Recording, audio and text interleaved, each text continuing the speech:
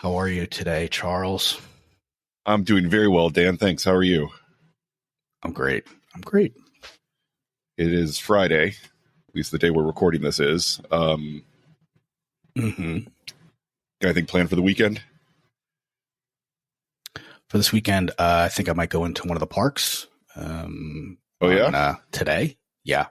Yep. Nice. And then I think we're gonna get together and figure out how to transform our podcast into a global dominating media company. So I'm looking forward to that.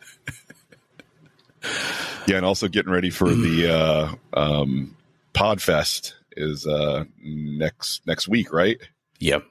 Yeah. I went through Thursday through Sunday. Yep. I went through and looked at the agenda and made some favorites on some of the little sessions that they're having. So you and I can talk about which ones you're going to go to, which ones I'm going to go to, which ones we're going to go do together. And that was a fun experience at the last one we went to in Dallas, just going from session to session and hearing what they had to say and sharing our opinions. So I'm hoping that we can attend most of them together. I think that's a little bit more valuable than you go to one and tell me about it. I go to one and tell you about it. I think just sitting there together is probably the best way to go when it makes sense. Yeah, I think so too. I think that'll definitely save some cycles afterwards in terms of trying to, either educate the other person on what we learned or convince them that what we learned is going to be valuable enough to actually implement. Right. Yeah, absolutely. So I think if we both hear it, I agree with that. All right, cool. So what's gone well for you this week since we talked on Monday? Yeah. So what's gone well for me this week was actually happened yesterday. My dad has been, he's finally finished off of his radiation treatments for his prostate cancer, and so nice. So he's excited about that. But he's got a cruise coming up. There's talk of us going out to Vegas to see my half sister, and Vegas, there's a lot of walking involved, and my dad's he's doing well for his age, but the radiation treatment really kind of beat him up, so he's feeling a little lethargic. He doesn't have a lot of energy, and that's coming back, but part of that is really he needs to really walk a lot more and be more, move. And he loves going outside and going for walks outside. So he loves going on, there's a trail and he loves being outside, but he's up in New Jersey and it's cold and it's not always a nice day, weather this time of year. And, and then he still works and he still sees clients. And so he doesn't have time for that. And so I'm thinking, okay, my brain goes to tiny habits. So I'm like, all right, how can we make this easier for you? And I try to kind of lead him through it. And, eventually he got to, we kind of figured out, all right, getting a treadmill would be the best thing for him to do. And, I offered, I'd evaluate some treadmills for him if he found them on Amazon, and he sent me a couple, and then apparently, I guess there's a delivery and setup service that is pretty important for something like a treadmill. Sure. And my dad ordered it. They wouldn't let him check out, and apparently they don't offer it where he lives. And this is the second time this has happened. He actually had bought a Bowflex and they delivered it, but there was no setup even though he paid for it. So he calls Amazon. He's like, hey, nobody, the person delivered it, but they said they didn't set it up. And they're like, and he's like, I want to return it. And so I want somebody to come here, and pick it up. And Amazon's like, you know what? We'll just refund you the money. You can keep it. It was like a Bowflex. Like it was like $1,000 or something like that. Yeah. Holy cow. Insane. But yeah, so it's funny because he texted me last night and he's like, I'm so frustrated. He's like, I'm going to tell him just, because they're not going to deliver it and they're going to deliver it and leave it at the end of the driveway and they're not going to set it up. So just forget it. And I was getting, and in my mind, I went immediately to, okay, he's using this as an excuse to not get the treadmill, to not exercise. My mind started a spiral going, he's just making excuses. Right. And I started to write out a text, basically saying something like, I feel like it's kind of, and I saw myself in him a little bit. I'm like, so you're going to give up on this healthy habit to teach Amazon a lesson, because you're going to just forget this whole thing. I stopped myself and I actually wrote out and I said, it sounds like you're a little frustrated. Is this related to the Bowflex? And he's like, yeah. And he's like, and then, we talked a little bit and he's like, oh, well, I'll try a different site and see if they offer, delivery and setup where I'll go locally and I'll find a place to do it. And so I basically, I was kind of proud of myself that I stopped myself from saying something that I may have regretted. But it was funny to see, because I have a tendency to want to like teach lessons, and I remember, and so it was so funny because I saw that in my dad last night and I was just like, oh my God, maybe that's where it got. So it was great because I got to blame him for all for this issue. No. So, but it was, I was proud of myself that I stopped and I just tried to be supportive and loving and realized that he was very frustrated at the moment. And that's not something that comes naturally to me sometimes. So that's why, that's what went well for me, this week. Nice. I spent a night at a hotel at Disney that I've had my eye on for a while, and I finally found a good enough deal and a way to sort of rearrange my work week schedule so that I was able to pull it off. I stayed at the Riviera, which is which is the nicest hotel that's on the Skyliner at Disney World, and I was shocked. I mean, not really shocked because I watched some videos, but very small room. They have a tower studio. Okay. And it is the only bed in there is a Murphy bed. What? So it is that small. It's like this size of my camper small. But wow. So okay, what's so special about this hotel? I mean, it's nice. It's new. It's a great location. It's, like I said, it's on the Skyliner. So it's the stop right before Epcot. So you just, wake up, walk out of your room, get on the little Skyliner sky cars and just drops you off at the back entrance of Epcot. You can get there real quick. So that's nice. The pool was great. Only did a brief dip in the pool because it was pretty chilly, but did enjoy the hot tub for a little while there. And there's a restaurant in there, a little coffee shop called Le Petit Cafe that has like ridiculously good pastries. And then there's a really great restaurant that does breakfast and dinner. And the breakfast, it's up on the top floor with a lot of big glass windows sort of overlooking. I think you can see Animal Kingdom, Hollywood Studios, and Epcot from the top. The only one you can't see is Magic Kingdom. And I got this steak for breakfast that was ridiculously good. Steak with potatoes and mushrooms, and it was awesome.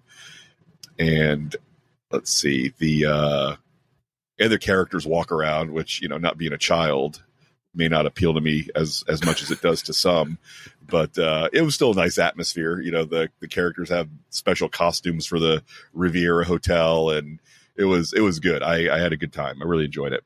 Nice. Did you gamble? Did I gamble at the Riviera? No gambling at the Riviera at Disney. No, not yet. Oh. Maybe I'm confusing that with a different hotel. Yeah, not the Riviera on the Strip, which I believe I have played some single deck blackjack at that Riviera, but not the same. Like a single deck blackjack. Yeah, but blackjack doesn't pay 3-2. I think it only pays 6-5 or something. Yeah, so it doesn't make sense to play the blackjack there. But yeah, so that was fun, and got to spend a day at Epcot and enjoy some of the Festival of the Arts offerings that they have there. Some of the food we had was really, really good. There's a hummingbird cake there that I really enjoyed, which is like banana and coconut and pineapple, and with a little banana sorbet with some candied pecans. It was real good. We split a piece of that, and that I really enjoyed that. Is that a common name for a cake? A hummingbird cake? Is that? Just, I think it's a thing that dictates all of those things in there. Or I've never heard of that before. Yeah, I had heard it once before, but it may have been a previous year. Okay. At Epcot, but yeah, it's a banana pineapple spice cake originating in Jamaica and a popular dessert in the southern U.S. since the 70s. Oh wow, is that boneless? I hope so. Yeah, you could hardly taste that was terrible. That was terrible. I couldn't help it. You could hardly taste the hummingbird, thanks to the pineapple and banana. Yeah. So that was delicious, as were a few other things we had there, and it was a good time. I like the proximity to the park was really nice. Could get dressed and be in the park in very little time, which was awesome. And then I know one of the other things we talked about. I'll save this for the end, but a preview. I was going to share an app that I'm using that I'm finding some benefit in, but we'll come back to that later. So let's get back into our book that everybody's excited to hear about, which is Atomic Attraction by Christopher Canwell. And we sort of introduced it a bit, last week, and talked about, why it is that men should want to be attractive and the benefits that you get when you are considered attractive. And we're going to go a little bit more into what and how one goes about being more attractive. So, part one of this book is called Become Attractive, and that's exactly what we're going to talk about how to do. We're sort of, we may hit a little bit more on the why would you care to be attractive, but we kind of hit that pretty heavy last week or in the last episode. So now we're going to talk a little bit more about the where the rubber meets the road, and as far as what it is that makes you attractive and what you can do to be more attractive. So one important distinction that we draw is that, and again, we're going to be speaking in generalities, which won't apply to everyone, but will apply to most. And so, pardon us for the shorthand of not specifically saying, your mileage may vary. The woman that you're interested in may not conform exactly to the things that are broadly found attractive by most women. Just sort of understand that we're broadcasting here, and we're using a shotgun approach to talk about the things that are going to be found attractive by most women in most situations when they view most men, right? But yeah, there are obviously, all people are people, and while we share a lot of things, we also share the fact that we're all a little bit different from each other. Okay, so that's sort of planting that flag there. Here's what we can say. The facial features that society has determined make women attractive are not the same facial features that society finds attractive in men. I think we can, kind of agree on that. You don't just look at a sort of facially androgynous, computer generated figure where you can't really tell, is that a man? Is that a woman? That's not the kind of look that most men or women would have a strong attraction response to. Do you know what I'm saying? Mm-hmm. Yeah.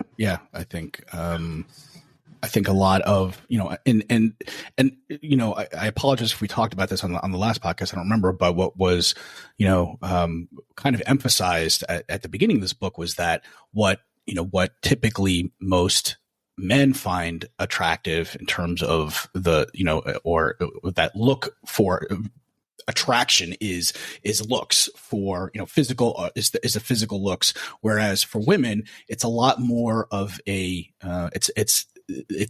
physical looks are important, but not as important as it is to most men in terms of their level of attraction. And I think that he's kind of using that to say, listen, you know what, if you aren't blessed with, great genetics and, beautiful body and everything else like that, you're losing your hair, it's going gray, a bunch of these different things that typically make us, that aren't typically thought of as attractive in many circles actually, can actually be weighed in our favor, but also that there's a lot more than just the physical looks when it comes to attraction for women. And, one of those things though is, and he does go into, the physical part, I think, in this part of this chapter of this book, and really kind of throws a lot of misconceptions out there and kind of turns them on their head based on a lot of the studies that he's citing here.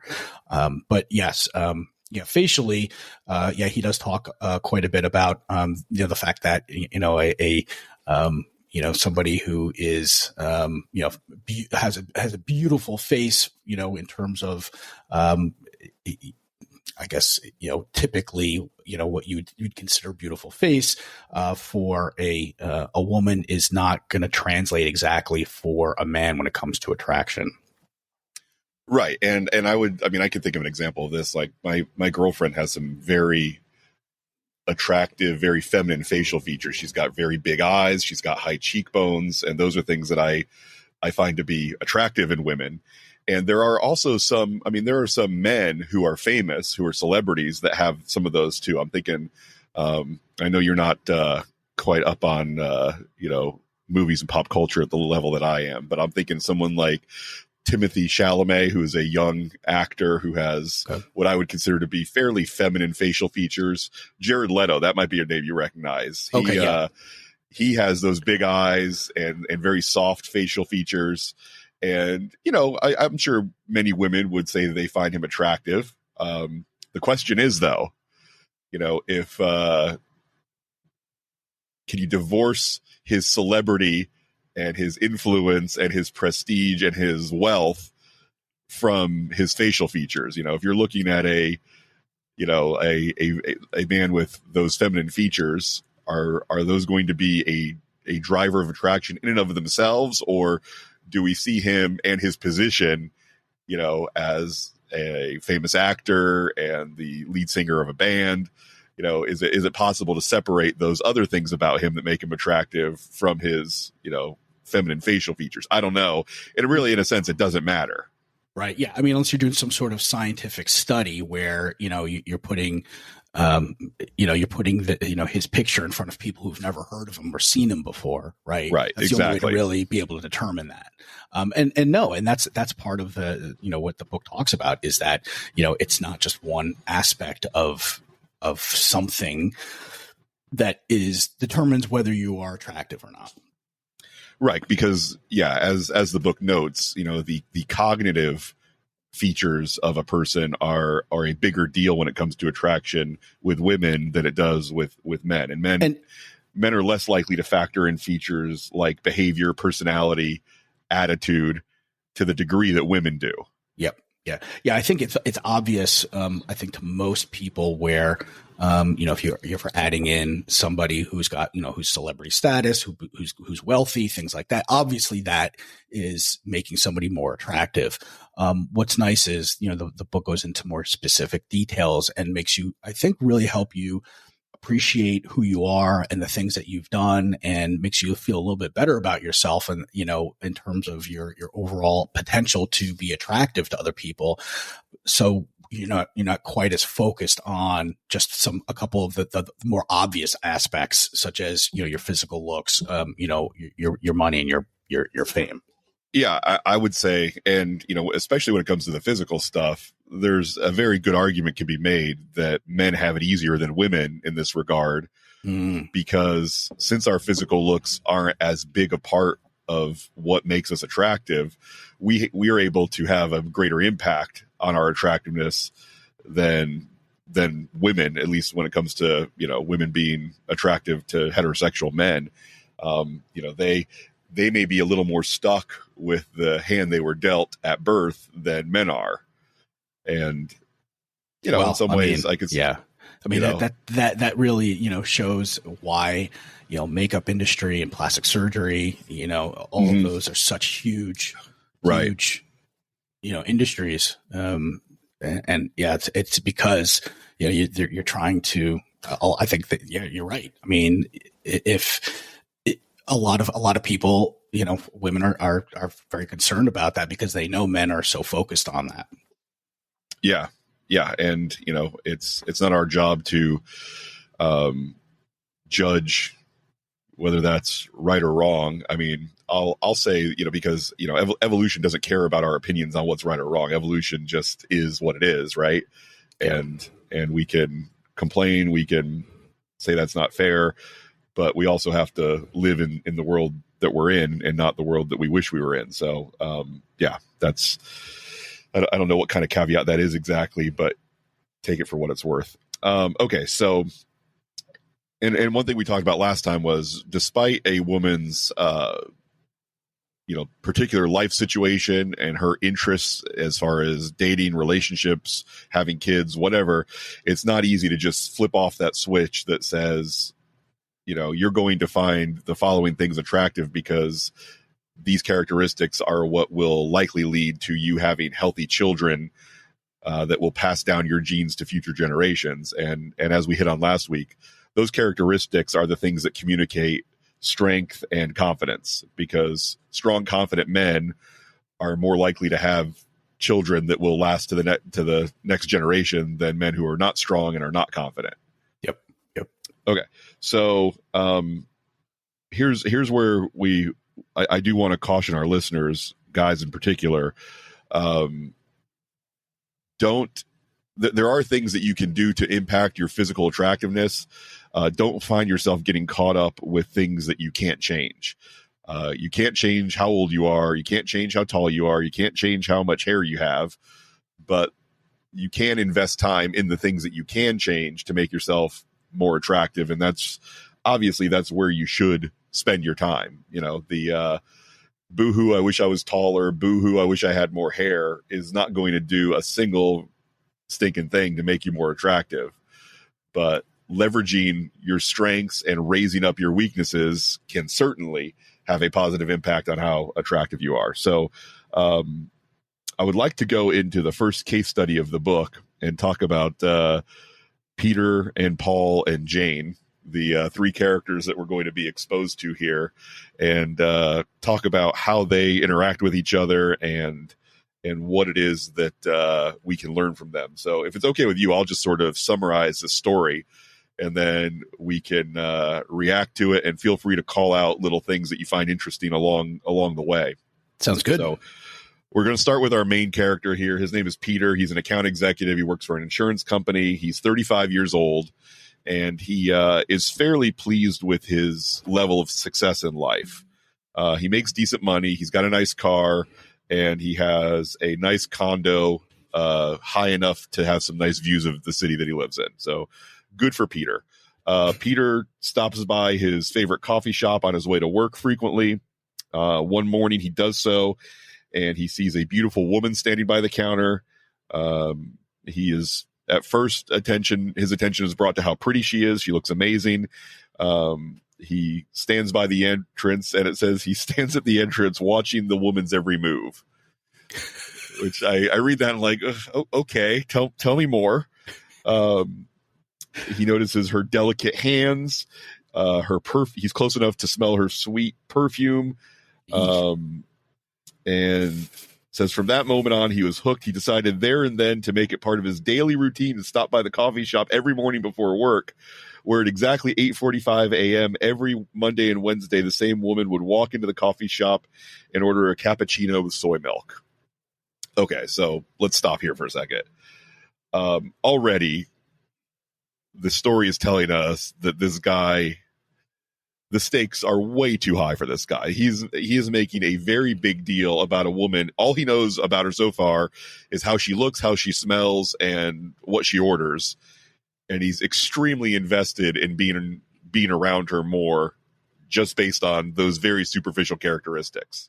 So every time he saw her, he felt intoxicated. She was so attractive. Must have been that soy milk.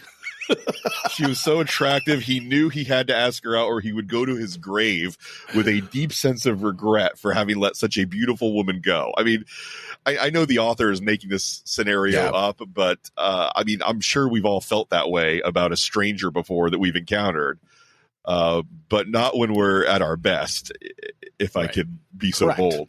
Correct. Every time he tried to speak to her, his body would shut down. He'd never felt this nervous around a woman before. I guess it goes to just to show how much I like her, he mused to himself. It's like, yeah, that's one thing it goes to show. The following week, after much deliberation, he finally summoned up the courage to go up to the woman and say hi, as she added a dash of cinnamon to her cappuccino. She turned and saw him standing beside her. He raised his coffee and smiled. "Hi, I'm Peter." She gave a faint, disinterested smile, then left without saying a word. After spraying him in the face with the cinnamon. So then Peter's shocked and confused. He feels like his whole world's about to collapse. She didn't even bother to say hi. Am I that unattractive? Where did I go wrong? Maybe I didn't smile enough. Maybe she didn't hear me. No, that's not possible. He was so upset and embarrassed. He wished the ground would just open up and swallow him whole. So again, here's the issue. Okay. As I see it, this guy, he builds this future and this scenario all in his head that has nothing to do with who she actually is as a person, just this image of her that he's created. And then, after finally going up to her and saying hi after, some what I would consider low-level stalking for possibly weeks, he finally says hi to her and she's just not interested in him. So she just turns around and leaves. Okay. So, and we'll do a little bit more of a deconstruction of what he did wrong in a second. But here's how another guy approaches the same woman. Our new fella, his name is Paul. He just walks up to her and says, "Hey." Late 30s, shaved head, something that the author refers to as thick designer stubble, which I don't know exactly what that means. What is designer stubble? Designer stubble. Who made it for him? That's silly. But so anyway, here's what he does right. He doesn't break eye contact with her. He immediately, it doesn't say so, but he immediately walked up to her and said, "Hey." There's no background that says this guy, studied her for weeks and changed his schedule so that he could look at her for a couple weeks before he said hello. So he says, "Hey." He holds eye contact. She says hi. He reaches out, touches her on the arm, and asks, "Do you come here often?" Which, as openings go, is pretty cheesy. Almost every morning she gushed. "What's your name?" "Jane." Gives him a smile. He says, "I'm Paul. Nice to meet you." And we don't know where it goes from there, but probably nowhere where Paul gets so upset and embarrassed that he wishes the ground would swallow him up. Probably because he doesn't care that much, which is which is the predominant thing that made him most attractive. All right, so let's talk about Peter and Paul. So, and why they were treated differently by Jane. Paul displayed more markers of attraction than Peter. It says that Peter was still on the chubby side, even though he went to the gym 3 or 4 times a week. Which is easy to happen if you're not watching what you're eating. Absolutely. Yes. There's lots of chubby people in the gym. If going to the gym made you skinny, then, there'd be a lot more people in shape for sure. Yeah. There's even, there are even guys you'll see at the gym that are there frequently and they look like they're pretty strong, but they also just have this level of puffiness about them. Yeah. And, I would count myself among them because I'm working on trying to cut my body fat, but I look like a guy who goes to the gym and is also carrying some extra body fat that he probably shouldn't. Yeah. I'm going to disagree with you on that. Compared to some of these people I've seen in the gym, you are not puffy by any means. I think in this scenario, Peter's probably carrying a little bit more body fat than I am. But still, you see some guys that look strong, but they also look, strong, like they don't say no to a beer. Right. And it's amazing what a difference, a couple of beers will make actually in your metabolism. So, Yeah. I think it's Vinnie Tortorich that for the first time I heard him call it liquid bread. That's that's what it is. It's liquid bread. Yep. And so, if you enjoy your beer and you enjoy the gym, and you enjoy them together, you will look like a guy that enjoys the gym and enjoys his beer. Which let me make a quick sort of derail here. We'll come back to the scenario in a second.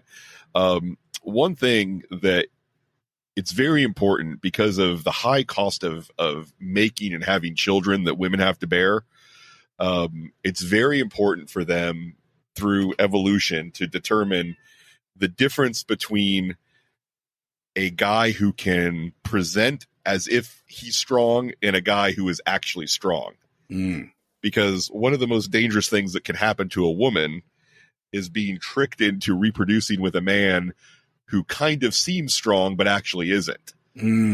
Because when it comes to taking care of kids, a guy who can tell you that he's strong and can, in a very short-term period, act strong, does very little to help your chances for getting your genes to the next generation. So women have had to develop a very specific skill set in telling the difference between a strong man and a guy who can act as if he's strong, right? Yeah, absolutely. And like any good, solid scientific experiment. Sorry, my cat was tangled up in my headphones. I'm sorry about that. That's right. You caught him finally. It requires testing. Right, exactly. And so so there are, and this is where this book and where you and I definitely diverge from the pickup community quite a bit, where the pickup community is all about, teaching guys how you can pretend to be something you're not so that women will find you attractive. Mm-hmm. And our goal is, here's how you can become the best version of yourself so that people, and women in particular, will see your attractiveness, right? It's not about a faux attractiveness that you can, get dressed up as and go out on a Friday or Saturday night and pretend to be long enough that you can hook up with some girl. This is about our take on this is, here are the things that you need to learn to make yourself the best version of yourself you can be. And then people will just find you attractive as a result of that.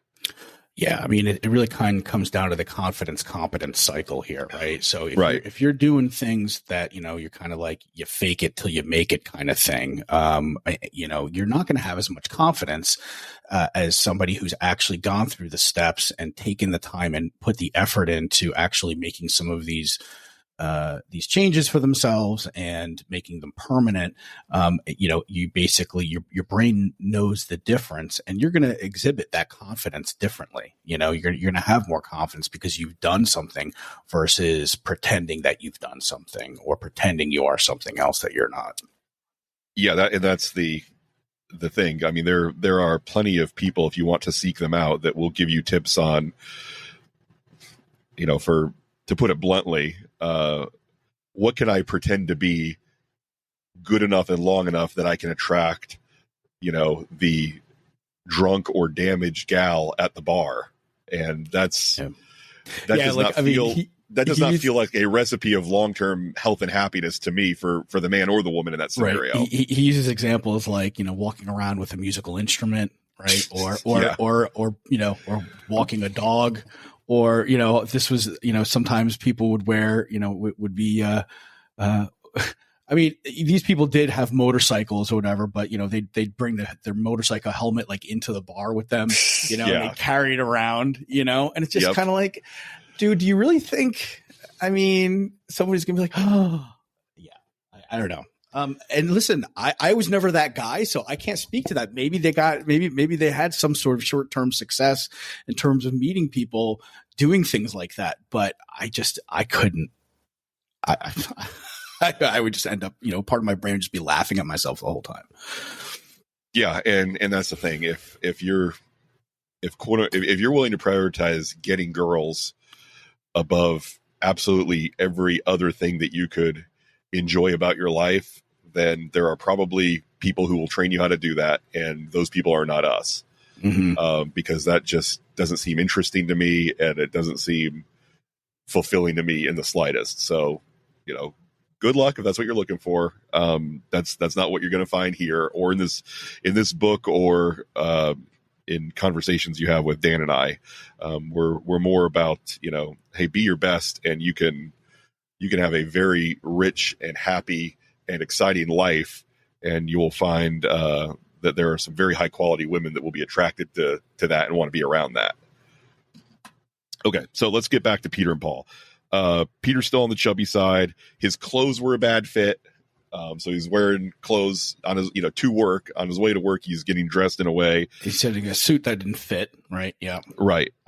Which does, I like the way that the author sort of says this: clothes that are a bad fit signals a lack of style and a lack of social awareness.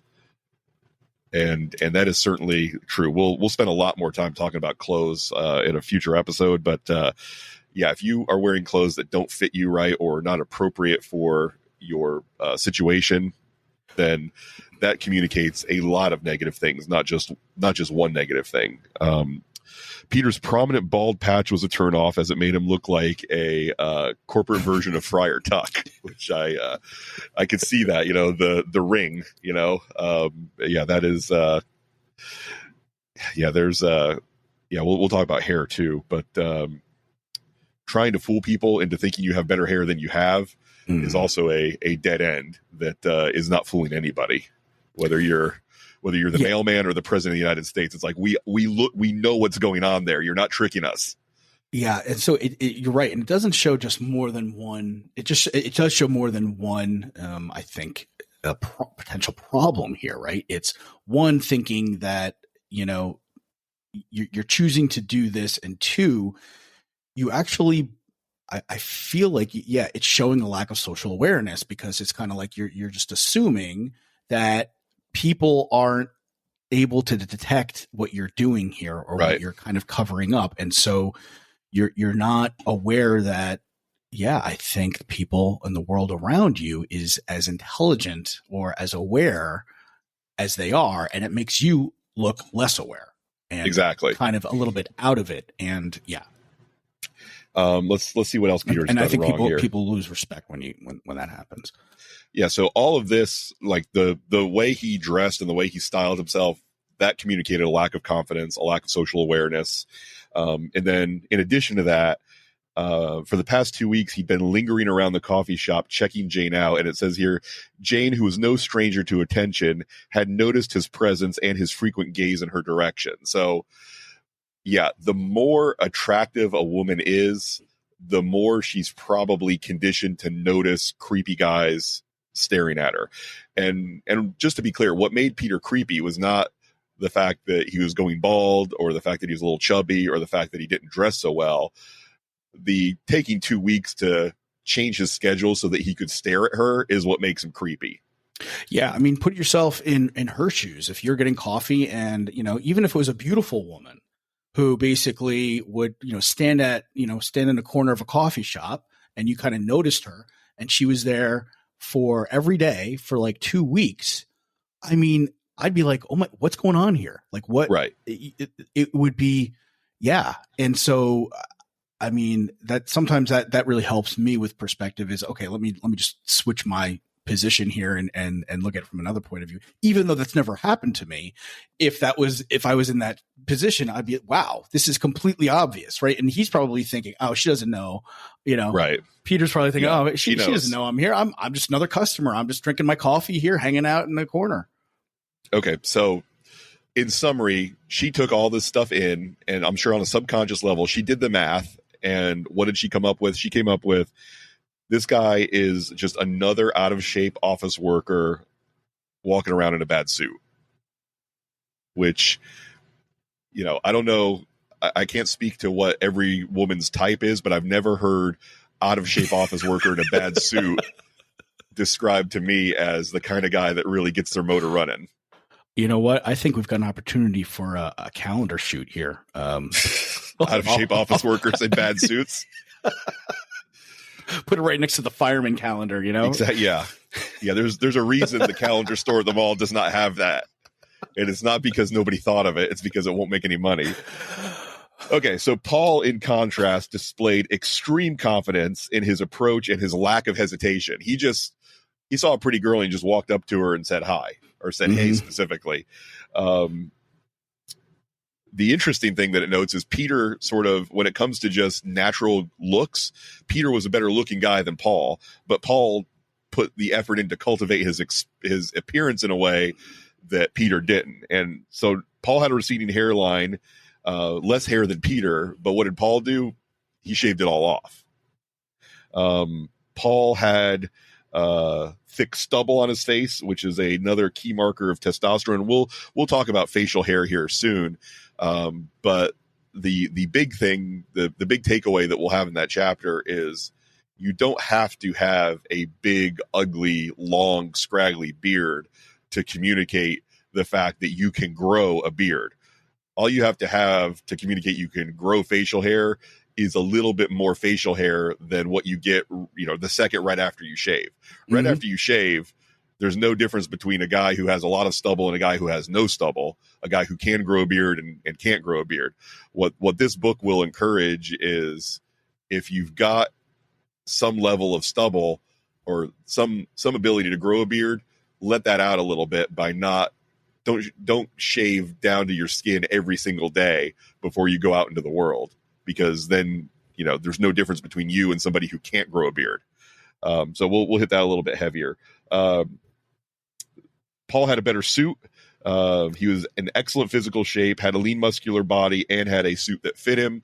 So that added up to strength, confidence, and masculinity. At least that's what was communicated to Jane, which is why she was willing to let the conversation go a little bit further with Paul than just ignoring Peter and walking away. Mm-hmm. Which, look, I mean, I'm sure that was very rough for Peter. That was a tough experience. But the reason it was a tough experience was because of the story he was telling himself, not because of anything that Jane did. She wasn't rude. She wasn't mean. She wasn't emasculating to him. She just wasn't interested, which she's allowed to not be interested. Every girl that you find attractive is allowed to not be interested in you. Yeah. Yeah. And it's important to remember too, that this also comes back to, how we behave in small communities and groups as human beings. And there's certain behaviors that are, expected, and there's certain behaviors that are not. And when you start exhibiting certain behaviors that are not really expected, it causes concern and alarm. And right. One of them is how he was behaving. He was not acting in a quote unquote normal way. Right. Basically, he was just standing, off on his own and probably staring from time to time, and did this consistently. And then, didn't even address it. So, I mean, he may have saved some face if he had been able to say, to at least address it or something. I don't know, but I mean, maybe not.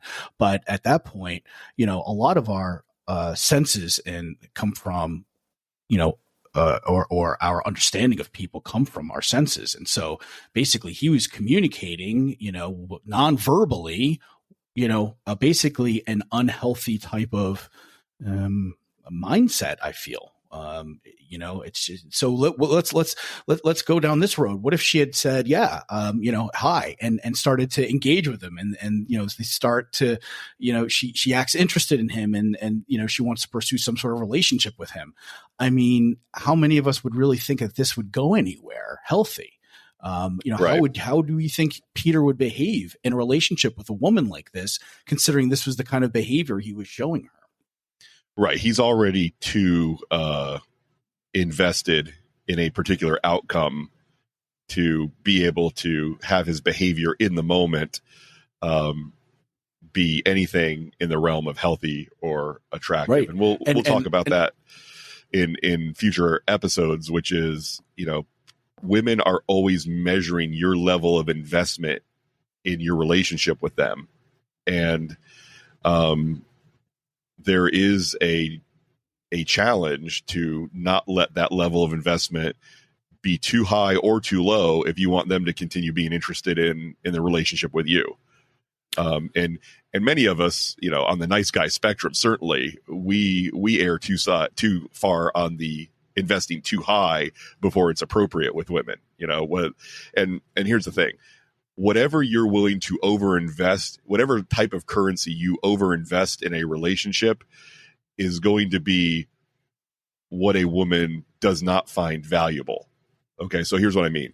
If you're willing to spend and we'll just call it a weird amount of time, attention, money on a woman based on where your relationship actually is in her mind, then she's not going to value that. So if you're constantly spending time to be around her that is out of whack with how close you actually are, then she's going to think, okay, his time's not worth much.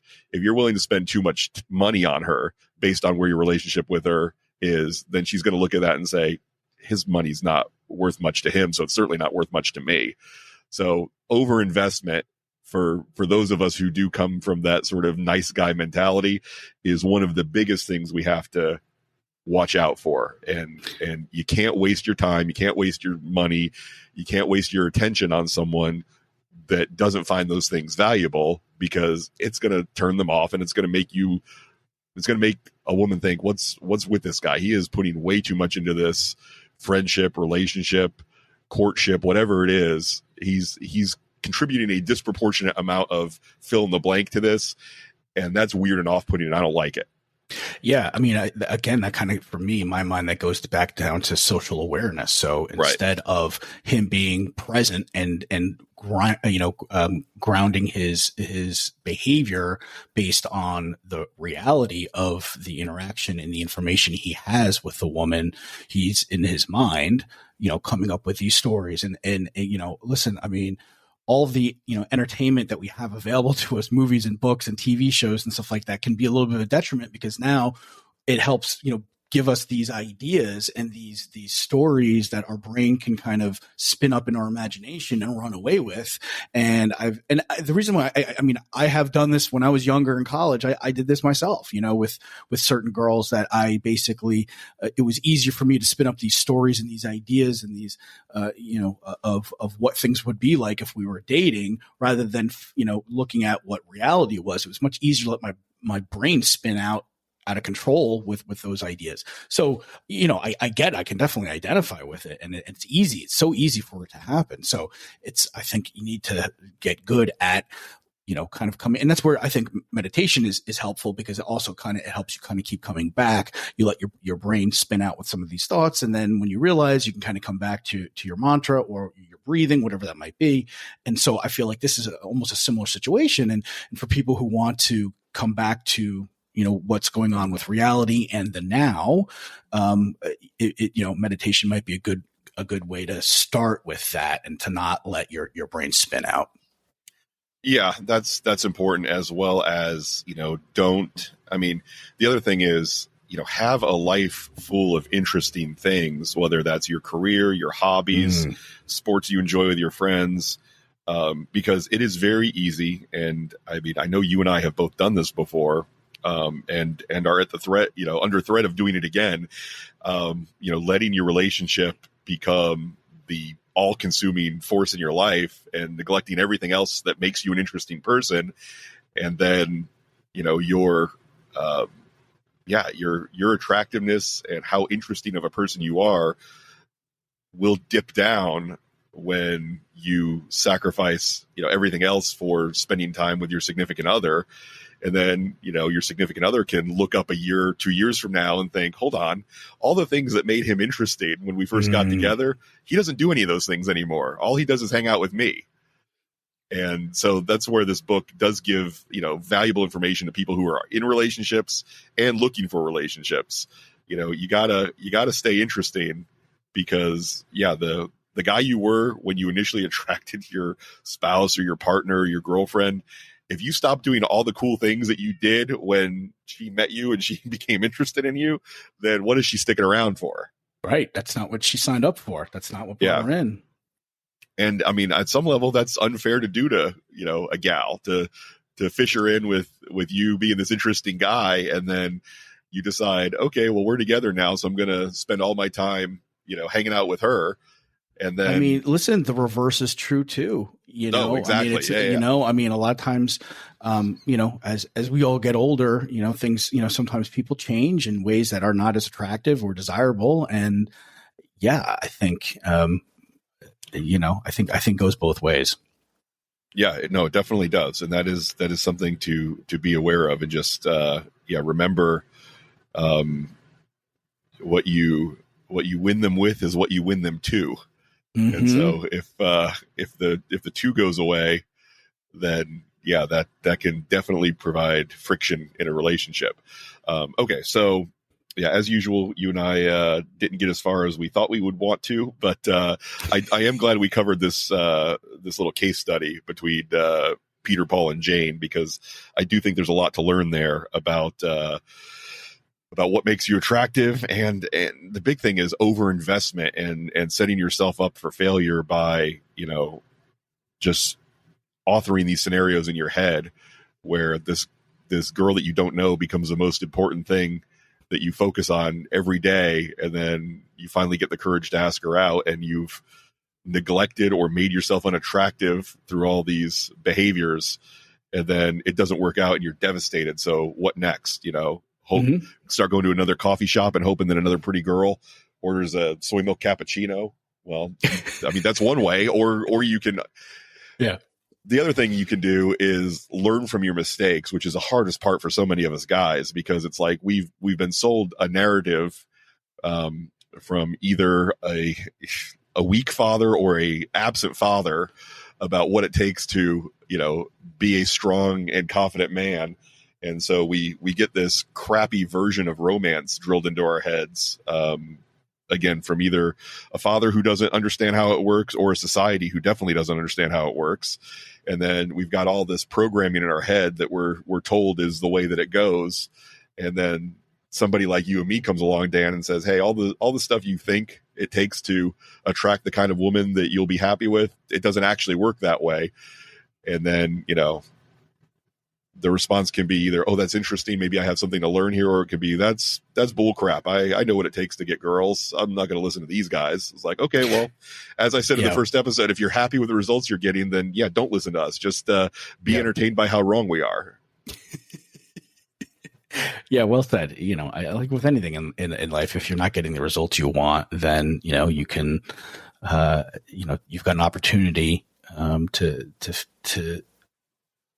to figure out what's wrong if you want different results, right? I mean, and that's a source, it does take a little bit of humility and vulnerability to basically be able to say, hey, I'm doing something wrong here. I'm not getting what I want. I don't know something, right? That takes some humility there. And sometimes for people in general, but, sometimes especially guys, it's difficult to admit that.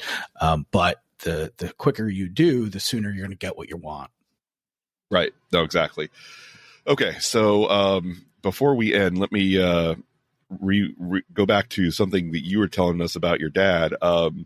The app I was going to talk about this week is actually the Step Bet app, which I'm doing a Step Bet challenge this week. I'm on week number 3, I believe, of my Step Bet challenge out of 6. And basically, this is just an app you download, you create an account, and then you join a challenge for $40, and then you have to meet certain step goals 6 days a week for 6 weeks. And if you do that, then everybody who put money in, they take their little cut off the top, but then the prize money is divided for people who don't meet their goal. They just lose their money. People who do meet the goal get a share of the money that was contributed, which is usually just a little bit more than the money that you put in. But for me, it does do 2 things. It adjusts my motivation to get my steps because, I've got some skin in the game. I've paid $40. And the app also gives me little prompts to say, hey, you're X number of steps toward your goal. You got this many to do before, midnight tonight. And so it also gives me some prompts during the contest to say, okay, you better put your shoes on and get out there because, you're in danger of not making your goal if you don't do X, Y, Z. So you determine what that goal is, or is there a minimum? It's an algorithm based on the step tracking information that it can get from your Apple Watch or your Fitbit app or whatever you've been using. So it'll there may be a minimum if you've never used a Fitbit tracker or something like that before. There may be a minimum that it sets. For me, my active, because I've been the walking I have been doing, I haven't always been wearing my Apple Watch. So my active day is like 7,600 steps and my power day is 10,000 steps. So I, very, very easy, very reachable for me. Nothing crazy. So especially, with the time I spent up in New York, I've had, that was during week 2. And so I really crushed it on, I had very few active days. I had almost all power days because I was walking like a maniac. So it does it adjust from week to week?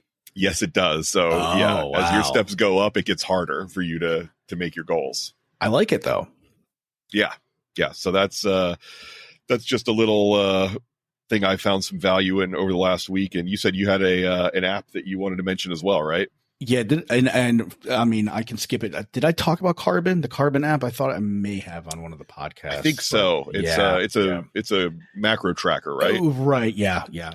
Briefly, I've been. It's helped me stay on target as my weight kind of fluctuates up and down and stuff. So I'm on a down week. I've lost some weight this week, so I'm pretty happy about that. But yeah, again, I really like the Carbon app because it basically allows you to dynamically adjust your calories and your macros throughout the week. So if you have, if you end up having, a little bit of extra food at the beginning of the week, you can, that goes above your calories, you can pull the calories from the other days of the week. And so basically it will lower your calories automatically, based on an algorithm that it runs every week. So basically it's a coach, and it says, all right, this is your height and weight, what's your desired weight loss, how quickly do you want to lose weight, and then recommends basically your calories and your macros. So it will adjust based on your average weight for that week, but it also adjusts to compensate for life. And that's why I really like it, because some days I'm just like, wow, I only wanted to eat 2,000 calories today, but I am starving for whatever reason, so I end up eating 2,400, 2,600, but it will then pull those calories from the rest of the week, so that at the end of the week, I've eaten the same amount of calories that the coach prescribed. And then it can make adjustments automatically for the following week, whether it's going to give you more calories or less calories, depending on whether you've gained or lost weight, or whether you've stuck to the plan or not. So I think it's done with a lot of intelligent design. I highly recommend it. Yeah, I like it sounds like it definitely does a bit more of the heavy lifting than MyFitnessPal or some of those other free tracking apps do. And so I can definitely see the value in having that improved intelligence for helping you see where you're going and what you've got left. Okay, cool. So all right, I think we will stop there, and in our next episode we'll talk a little bit about the constant narrative that we hear so often about how it's a hard time to be a man right now, and society is trying to castrate and emasculate us, blah blah blah, which spoiler, I find to be nonsense, and so I'll have a disagreement with the author on that. And then we'll also talk about the difference between assertiveness and aggression, and what the data has to say about which is more attractive, less attractive. Okay. Yeah. Sounds good. All right. Anything else, Dan, before we close off this episode? Not today, sir. Okay. I'll talk to you again soon then. Have a good one. Bye-bye. You too. Bye-bye.